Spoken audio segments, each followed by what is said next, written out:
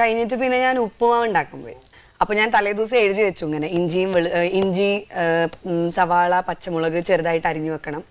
എന്നിട്ട് വെളിച്ചെണ്ണ ഒഴിച്ചിട്ട് കടുകിട്ടിട്ട് ഈ ഇഞ്ചിയും പച്ചമുളകും സവാളയും കൂടെ അതിനകത്തേക്ക് ഇട്ടിട്ട് നന്നായിട്ട് സോട്ട് ചെയ്തിട്ട് അത് കഴിഞ്ഞ് വെള്ളം ഒഴിച്ചിട്ട് ഉപ്പിട്ടിട്ട് തേങ്ങയും കൂടി ഇട്ടിട്ട് പിന്നെ വെള്ളം ഒഴിച്ചിട്ട് ഉപ്പിട്ടിട്ട് എന്നൊക്കെ പറഞ്ഞു. അപ്പൊ ഞാനിത് അരിഞ്ഞു വിടിങ്ങനെ മാറ്റി വെച്ചു.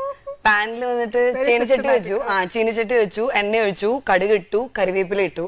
അപ്പോ എന്റെ വിചാരം വീട്ടിലൊക്കെ ഇങ്ങനെ അമ്മൂമ്മയൊക്കെ പറയുന്നുണ്ട് വെളിച്ചെണ്ണ കുറച്ചുകൂടെ കൂട്ടിയാ വീണേ നല്ല ടേസ്റ്റ് ആന്നൊക്കെ. അപ്പൊ ഞാൻ നല്ലോണം വെളിച്ചെണ്ണ ഒഴിച്ചു. അപ്പൊ എന്റെ ഒരു ഊഹം നല്ല ടേസ്റ്റ് ചേട്ടൻ കഴിക്കട്ടെ എന്ന് വിചാരിച്ചിട്ട് കുറെ വെളിച്ചെണ്ണയൊക്കെ ഒഴിച്ച് അവിടെ വെച്ചേക്കുക. എന്നിട്ട് എന്ത് പറ്റിയെന്ന് വെച്ചാൽ ഈ വെള്ളം ഒഴിക്കുന്നത് മാത്രം ഓർത്തു. ഉള്ളിയും ഇഞ്ചിയും പച്ചമുളകും ഇടുന്ന കാര്യം മറന്നുപോയി. നേരെ വെള്ളം വെളിച്ചെണ്ണയ്ക്കകത്തോട്ട് ഒഴിച്ചു. പൊട്ടിത്തെറിച്ച് ഞാൻ അപ്പൊ തന്നെ ചാടി പുറകിന് പോയി. പൊട്ടിത്തെറിച്ചു.